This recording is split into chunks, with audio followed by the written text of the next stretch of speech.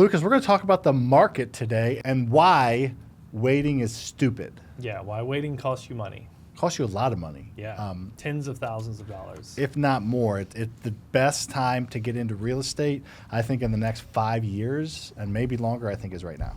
Well, what's that saying? The best time to get into real estate Well, is yes, 10 years ago. The second best time is now. Today. I agree with that, but the last couple of years have been tough for yeah. real estate. I think it's going to break free, and I think a lot of more deals are going to make sense. There's going to be a lot more activity, but I think now's the time. If you wait, you can do it, but everyone else is going to be doing it. This is like buying, in my opinion, like 2010, 11. Yeah, I agree.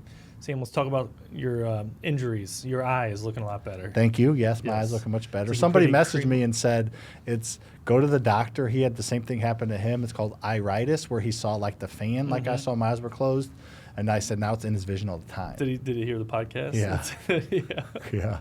So I'm going to get an eye doctor appointment soon. My mom listened to both of ours and said my questions were a lot better than your questions. Oh gosh, she's your mom. Yeah. What do you think she's She's like, why does he have to bring that stuff up about you getting arrested?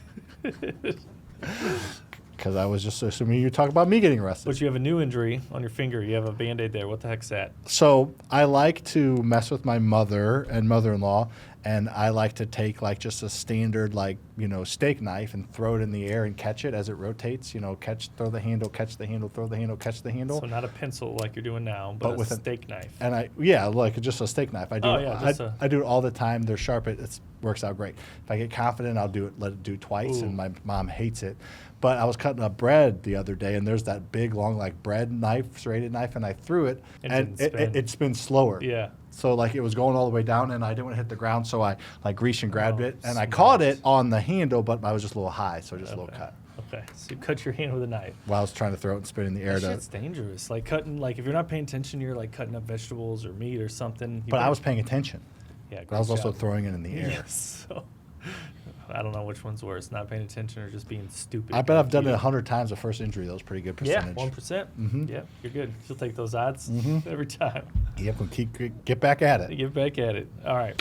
So let's set the table a little bit, talk about the market, and then we'll talk about the opportunity costs that you're missing out on getting in the game now versus waiting a couple years or 5 years or whatever. So yeah, market. What do you tell us about the market here? And that's real estate market is really weird. There's a lot of fear in the market. Interest rates have been high for an extended period of time, but there could be some light at the end of the tunnel. So what do you think of a market here in like the Midwest versus the national market? Just high level overview. So high level overview, the market in the Midwest was a little bit cooler than the coasts over probably from like 2021 to 2023, but I feel like over the past 2 years, the market in the Midwest has been more consistent and hot than the coastals have cooled off a little bit. Everything is cyclical as well as locational. That word? Yeah. Okay.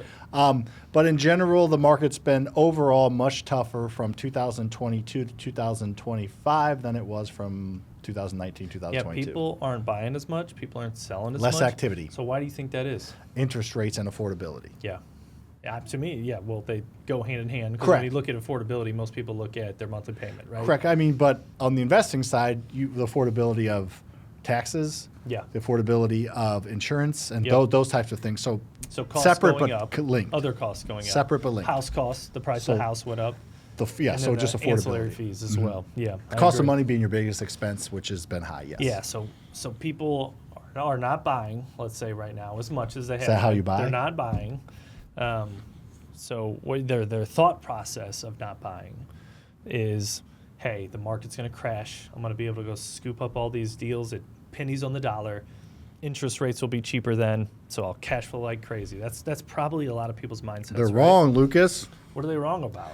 They're wrong. When interest rates go down, prices go up. I will let you get to this because you made this outline, but I have a easy correlation that I've seen historically and over the past 25 years that when interest rates go down, usually within 3 to 6 months of like the steep decline, prices just skyrocket a lot. So you think interest rates are going down? Yes, I think everybody does, including Powell and Trump and all the. I mean, he said it at the last meeting. It was last week that like they're looking heavily at it, and I think everybody's assuming at least 1, maybe 2 rate drops by the end of the year. Yeah, mortgage rates have dropped a little bit, so they're less than they were in like A the year end of ago. 22. And So the lowest they are in about 3 years. okay, are they? Okay. Yeah, I knew their give or lowest had been take. at least a year. Yeah, give or take. I think they had another like mid-6 blip here like a year ago, give or take.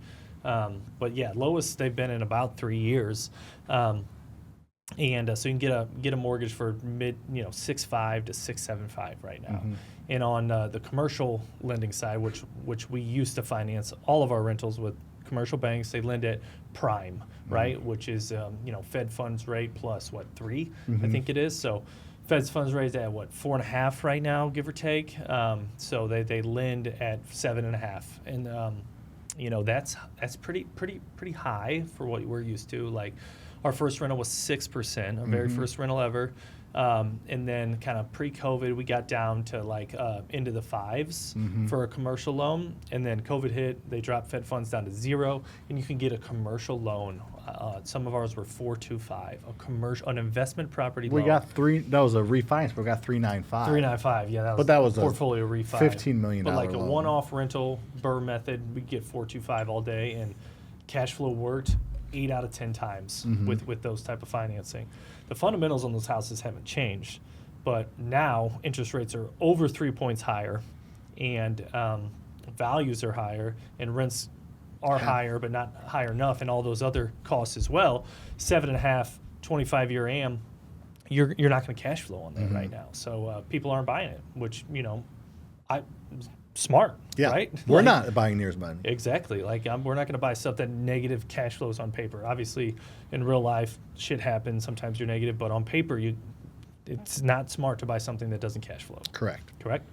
All right. So that's like people's mindset, and that's kind of where we are in the market. But let's talk about like the numbers of actually maybe what you're missing out on. So let's say you wait a couple years, Sam. You buy a house today. Okay. $200,000 house. It's worth $200,000, right? In 5 years, that house will be worth $243,000. Okay. So you can buy it for $200,000 and have debt paid down along the way and appreciation, or you wait till it's worth $243,000 because here in St. Louis, okay, rates went crazy. Going wild with the hands today. I like it. Rates went crazy, and then it did affect prices across the country. Correct. More heavily on the coast and some high growth area markets like some main metros in Texas, mainly Dallas and Austin. Atlanta. A lot of the Miami. Southeast, Florida, and then over on the West Coast as well. So it definitely affected prices. They just haven't done that in the Midwest here, and I honestly don't think they will. So No. this year, have pretty much zero activity and poor affordability, and we've our appreciation is still 5.5% for the year, and even that's a little high. So using 4, you're at $243K, and that's what you're going to have to buy it at. So you're saying 5 years from now, very conservatively, it's going to be a $245,000 house. Exactly. So that particular house alone, equity wise, you lost out on $50,000 with some debt pay down, $7K in debt pay down, $43 in appreciation. That's sounds like a mistake, right? Yes. If you can get it to cash flow. If you can get it You to got to cash get the flow. cash flow. Okay. Let's talk about cash flow a little bit. So maybe that house rents for $1,500 a month. And here, it's probably lower growth on the rent here, but we've seen 3% over the past several years. So I think that's pretty standard. So $1,500 is going to go up to $1,740 in 3 years. Okay, so you're going to miss out on all that revenue for 5 years, and you're going to be at $1,740 in 5 years, whether you buy it today or don't buy it today. So you're going to miss out on that upside as well. That's $90K in gross rents that you can do something with for sure. And you're missing out real quick, or you probably get. No, go ahead. You're missing out on probably $7-8 grand a year in tax savings, assuming you're a professional. Yeah, don't have a ton about tax savings in here, but of course that's a piece of it. So people are waiting for interest rates, right? So same 200 house, right? You put let's say you put 20K down, 180K loan, 7% let's use right now on the high end. Monthly P&I about $1,200 give or take. That's not including insurance and real estate taxes and stuff. So let's hope rates go down in 5 years, or 2 years, let's say, which is great. Now the house is worth $220 though. All right. So your loan, you got to put say 10% down, put down 22 grand, 198K loan. So you got a bigger loan, $18,000 more in loan, and now your payments at $1060 a month if it's say 5%, which I think rates can get there in 2 years on the mortgage side. So yeah, it's $140 cheaper, but you miss out on equity, and you miss out on that rent that we're talking about as well. And you miss out on, most people wait and they use that as an excuse and always wait. I would throw that out there, Lucas, that if they wait 5 years to invest, they're never going to invest. Yeah, it's like majority of people. Some of you will, but 90%, whatever. I can't throw a percentage out there. Don't want to be too makey-uppy. But to me, you don't want to get you're not going to started. start. Yeah. And when you get started when things are easy and stuff gets hard. It's never easy because everybody's going to, in 5 years. When the market's good. In 5 years from now, everybody's going to be doing it and getting in. So the amount of available properties, it never works out exactly when you want it. There's no perfect time to invest. The only perfect time to invest is right now. Yeah. No matter, I said that last year, the year before, but I do know, having some rear view 2020 to my boy JT, wasn't one of his albums 2020 or something? I think so. Like vision, not the year, right? Yes. 2020 vision. 2020 vision. The last few years were tough, and I don't imagine it getting any tougher. So if you waited it out, you waited long enough, now's the time. Yep, now's the time. I like that. I had something to say, but I'm going to skip it, okay? Turbulence. All right, let's talk about, would you do this deal or would you not do this deal, Would Sam? you or would you not? Binary. All right. You're going to buy this house. This is a value-add rental property, Sam. We can buy it for $110,000 here in St. Louis. We're going to put in $40,000 rehab. So super cosmetic. 40 doesn't get you a ton these days, but you can definitely do paint, flooring, fixtures, maybe a bathroom, maybe a kitchen, depending on the size and everything, or maybe just spruce up the kitchen. Not a super horrible house, just a quick. Yeah. Heavy cosmetic. Yeah, heavy cosmetic house. 40 grand, so you're into it for, let's say, $157 after you pay your private lender, because that's how we're financing these, right? We're not using cash to buy this. We're using a private lender. Refinance costs, we got some loan fees in there, and then we finance about $158, 7.5 interest rate over 25 years. Monthly debt payments about $1,172. Good news is this house is worth $211,000, 75% loan to value. So good equity. Awesome deal here in this market. This is a very typical deal that we would do. You just got to make sure the fundamentals are right on the house. And fundamentals, if you're at the median house price point in your market or lower, you got a better chance of it making sense as a rental. They can still work at the higher price points, but less chance for sure. So this is a house that would work 8 times out of 10 in 2020 to 2022 for us. Okay, it rents for $1,695. Taxes are $2,200 a month. Insurance $950. $150 a month for maintenance and property management. $1,695, give or take. So with the interest rate 7.5 over 25 years, this you would have to come out of pocket every single month to own this. Negative $1,390 a year. It's like 110, 120 a month. Yeah, negative. Yep. So would you do that deal right now, Sam? I mean, no, it's still not the worst place to put $100 a month, right. But correct. The answer for this is no. Yeah, and I agree. Like another way you could do this to get you, if you have some cash and want to buy your mortgage or you buy your principal amount down to get this thing to cash flow, I think that's a great place to put that money. Mm-hmm. But, we teach no money out of pocket, and those deals have been getting tighter. But here's what we can do. Let's do a quick plug. Who is this show sponsored by, real quick? Show is sponsored by FasterFreedom Capital. We can do, I heard rates are coming down even more. We can do rates in the 5s. Now, you're not going to get an 80% cash out refinance, even with a good credit score at 5.875 or 5.9. But we did just quote to Richard a 5.85 last week. So it depends on what percentage of LTV you're getting out. But regardless, the 80%, 75% cash out refinance would be in the low 6s. Is still better than most places. So long-term debt, you're not going to beat us. We can get as low as anybody or lower. And then we do short-term fix and flip loans sub 10%. So, so FasterFreedom.com. So these new financing options, DSCRs versus a local bank, is allowing us to control more real estate and be able to cash flow along the way. So this same exact deal, instead of using a local bank, you use FasterFreedom Capital, and I use 6.5%. 6.5%. Very fair. 30-year amortization, 30-year fixed, by the way. incredible. So you can fix it for 30 years if you want at 6.5 or lower. This deal goes from negative $13.90 a year to positive $645 a year. So not a ton of cash flow, but you're in the black for hopefully a pretty quality asset. Would you do that deal? Yes, and you're able to still get that 50 grand of equity that we talked about. Yep, absolutely. So let's talk a little bit we're more moving about on. why I would do this deal as well and wouldn't do the deal before. All because of just decent financing. That was what I was gonna say before that. It's kind of a cheesy phrase. Have you heard like real estate agents say it a lot? It's like marry the house, date the rate, but it's true. Marry, fuck, kill, rate version. Yes. So yes. So this same exact house, the fundamentals are good. It's just the financing. If So you the get- point is, you're not doing anything different. You're not Yeah. buying it cheaper. You're not charging Yep. more for rent. Your just cost of money is Yep. being minimized. Yep. So with some cash flow and your equity and some tax savings, because we are real estate professionals, we get to take advantage of all the tax savings, including depreciation. And in 5 years, Sam, if you waited 5 years, the total benefit on this with cash flow, equity, and tax savings is $107,000. So if you wait 5 years, you lose out on 100 plus grand in one house. Isn't that crazy? If you wait 10 years, you lose out on $192,000. If you wait 15 years, you lose out on $300,000. $300,000.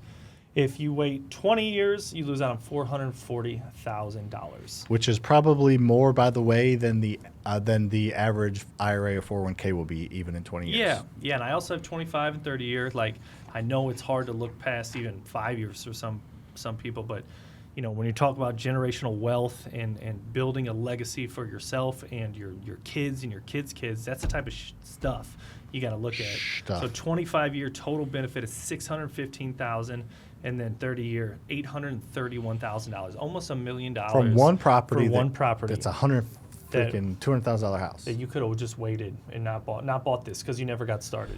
And this just goes to show real estate is it's not get rich quick, but it's get wealthy for sure. Wealthy people think in decades, not in days. Yep. All right. Would you do that deal, Sam? I know I would. $645 a month or a year doesn't sound super sexy on the cash flow side, but that cash flow is going to increase every year. Yeah, by year 30, I think it's cash flow $10,000 a year. 10 grand. Almost $1,000 with a expenses month, going yeah. up too. So that's good. All right, another quick example on. Might have messed this up a little bit. Oh, no, I didn't. Okay. He didn't. So this same house, right? Okay. Same, wait 2 years. That's it. If you buy it now versus wait 2 years and buy it. So it was worth $211,000 today. 5.5% appreciation here in St. Louis. That house is going to be worth $235,000. So to get to a safe LTV and burr out of it, you can't buy it for $110 anymore. You have to buy it for $127. Okay. Got to buy it for $127,000. And in 2 years, yeah, let's say your interest rate goes down to 5 instead of 6.5 like we're talking here. So you buy it in 2 years, you pay more, your loan balance is more, but you get a better interest rate and you're cash flowing $1,308 a year. And interest rate of 5 is very aggressive. Yeah, but it could be there in 2 years for sure. 100%.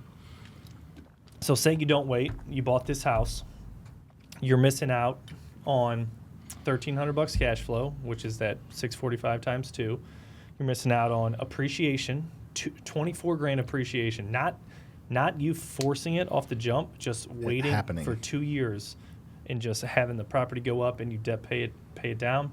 So 24 grand appreciation and $4,000 in debt pay down. So almost $30,000 you're missing out on buying this exact house in 2 years. That's how much 2 years cost you, much less 5 years, 10 years, 20 years like we talked about. So I think it's pretty freaking powerful too. And this is just the way we look at things, right? It's not a get rich today, but it's a get rich for sure here in the next 5, 10, 20 years. Yeah, real estate is going to create wealth for you. It's not speculative. It is factual, but it does take time. There are ups and downs and dips, and you need to get in now to maximize the time. If you want to retire in 20 years, you're going to do that a lot sooner if you buy real estate now. If you wait 5 years to buy real estate, it's going to be harder to retire in 20 years. So just getting in and letting real estate do what it does with as minimal out of pocket as possible is the way to create wealth. And obviously you can speed that up with volume. Imagine if they bought, this is just one house, by the way. Yeah. Imagine you said the 800, or let's just go 20 years, 25 years of 600 grand they miss out on. Imagine 10 of these. Yeah, I was going to say 2, that they missed out on $1.2 million 10 because of they them's waited. $6 million in 20 years. Mm-hmm. That's what you're missing out on Yeah. if you can't look past today. But reality is, Sam, it is tough right now. Mm-hmm. You know, deals are skinnier, cash flow's tighter, all this stuff. And we got to be able to navigate today while still thinking about the future, right? So it's tough right now. And I just want to transition into, you know, how we are leading our team through times of Uncertainty. uncertainty And challenging challenge. And this is why I times. give you turbulence, Lucas, to prepare you. To prepare me for times of turbulence. Yes, you're welcome. Thank you. I knew I've been sharpening my skills some different ways. than Iron normal. sharpens iron, turbulence sharpens iron. Turbulence sharpens iron. Okay, so yeah, anything you're doing differently now in these times where things are a little tougher, you would say, with your team as a leader in particular? Yeah, I think, I mean, as for my specific team, the education side for sure, as times have gotten tougher for pretty much everyone in the space, we have really looked at like trying to meet the client where they are. Like we talked about this a little bit this morning, but not everybody can afford $10,000 mentorship. They don't want to, they can't, they don't believe in it, but like 90% of our leads can't. So we're trying to think of ways to meet people where they are with lower priced products, ways to help them, freebies, giveaways, just build that trust, and also just meet them where they're at. Like not everybody's going to want to do that ever, especially right now. And then also we're looking a lot more at a reoccurring revenue rather than, so those are the two biggest focuses we've been on recently. Yeah, and on the real estate side of things, let's talk about flipping houses. Mm-hmm. So we talk about appreciation throughout the course of decades, but in a particular year, you know, values change. You know, you're going to have your highest values in June, July, and then when you get in the winter time, your values will be lower. Mm-hmm. So you got to kind of prepare for that, and you're not able to buy as an expensive house when, hey, this is a 3-month rehab. I buy it in September, but it's going to go on the market in December. Mm-hmm. So you got to take that into consideration a little bit, specifically if it's a flip. Mm-hmm. Rental, it doesn't matter quite as much because you can use comps that are over the course of the year. But when things really are selling, a lot less activity in the winter than there is in the summer, which drives prices down a little bit. So something to keep in mind. So when we go to a seller appointment, you know, maybe we can't pay quite as high as we're used to, but we're not able. We just got to protect ourselves, right? Because investors aren't paying as much, and then retail buyers aren't paying as much. So we can still help them out. We can still help them cash out on their equity, but it's not as maybe as much as it would be in like the spring and summer months. So that's one thing we're doing on the property management side.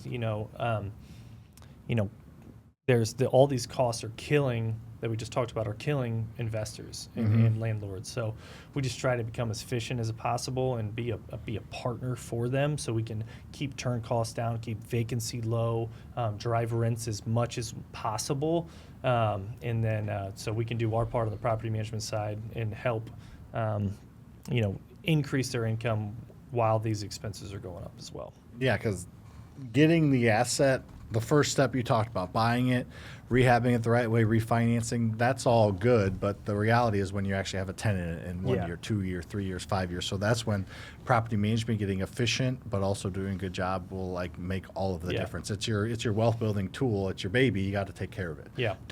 Take care of your baby. Got to. Got to do it. Don't not take care of They it. can't even lift their heads up. You got to take care of them. It's got to be you. We'll find that out soon. Yeah, here in what? Oh, next month. Yeah. That's crazy to say. In like a month and a half. Yeah, it's wild. Yep.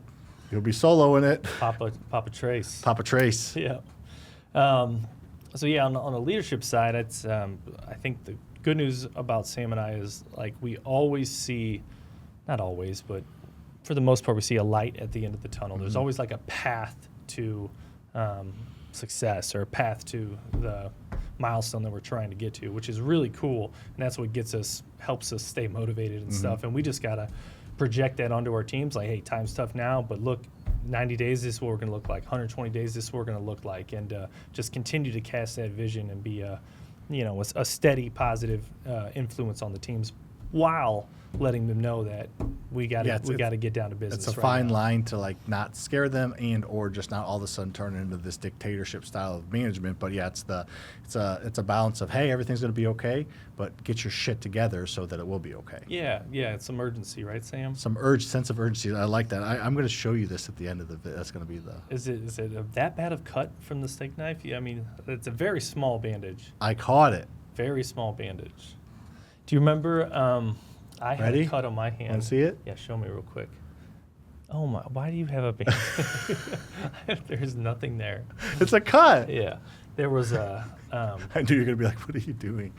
Back in the day, when we used to drink, we drank a few beers back in the day. So much Natty Light. Yeah, and we liked to be able to maximize how fast we could drink these beers. So we would put a hole Lucas would. I would. in the side and the top of it where it could like the airflow wouldn't like bubble. The airflow would just the liquid would go down a lot smoother. And you wouldn't have to have bubbles in your tummy so you could drink more. So a couple ways you could do that. You could take the cap off and like saw it into the side. Mm-hmm. The cap, that was tab off. Another way, there was this little screwdriver that people had. I think we called him Rupert.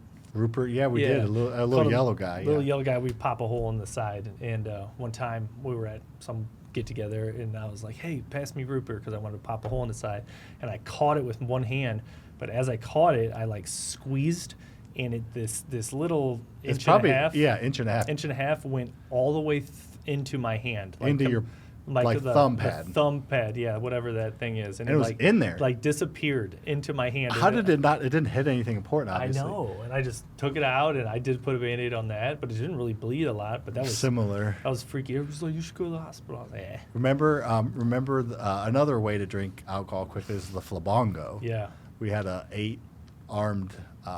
Was it 8? No, That's different. We had You're talking about the Octobong. Octobong. We had Octobong. It had 8. We just one night we had a huge container, and then we had 8 like pipes coming from it. Hoses, yeah. And we would put there was like beer and liquor and Yeah. like It food was like in an it. entire bucket filled with random nasty stuff. I remember drinking and just 8 people get on each of these hoses and we got to finish it. And when I remember that specific one, everyone went through up after that one. Yeah. But the flabongo was just one, like a little flamingo. It's like a yard ornament. but that you put in there. It's hollow, And then, and it has. but it had like mold in like the neck because yeah, you it's couldn't hard clean, to clean it. Yeah, But we just still got drank sick it. from that. Yeah. That's all right. Hey, we've came a long way, Sam.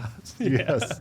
Yeah, everybody Kind of, has yeah. those eras. Those were our eras. Those were our Taylor Swift eras. That was our Swift party era. Party era, flabongo era. Mm-hmm. Anyway, so what do you think the biggest takeaway of this episode was? I Sam? think it just, if you really are serious about getting into real estate and you really want that financial freedom, may sound unreasonable right now, but like that financial independence, or somebody just said it the other way in the community, Lucas, they have like 3-4 rentals and they're just like, I have some breathing room. Yeah. I'm not like, they weren't like killing it.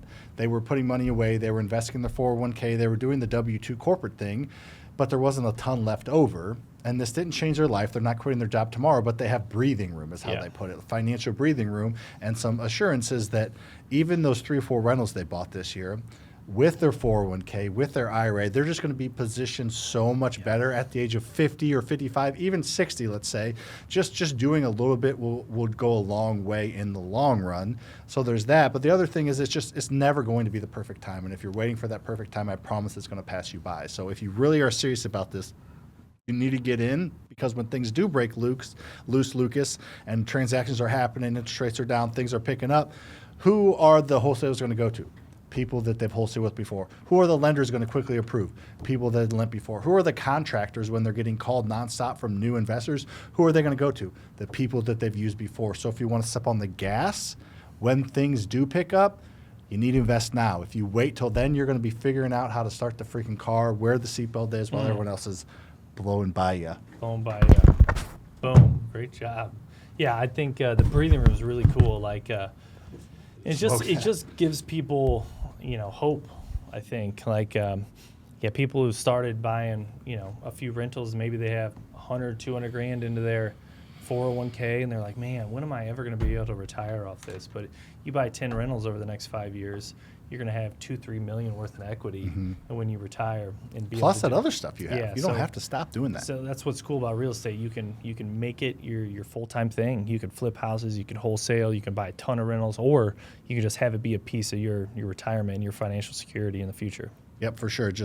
It's one of those few things I feel like you can dip your toe into it with a full-time job, not completely leverage yourself and over leverage yourself and miss out on things, and just see how it goes. And then it's pretty liquid.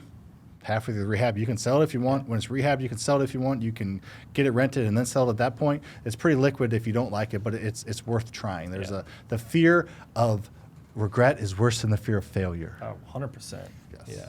And we have, we're going to talk a little bit about this in our presentation we have coming up. So I think this comes out Tomorrow Wednesday. morning, yep. So tonight, That's tomorrow, yeah. on Wednesday, September 3rd, Sam and I will be talking about rentals and then giving insight into all of our companies and what we're doing well, and then what are some of our challenges. So Piazza Messina, Cottleville Mo, 6 o'clock. Would love to see you guys there tonight on Wednesday. Freedom Club STL, just look it up on Facebook. Look it up on Facebook or just come on by. And Come on by with it. And then, have a good episode, and then we'll be back next week and bring you guys some more heat. The fire.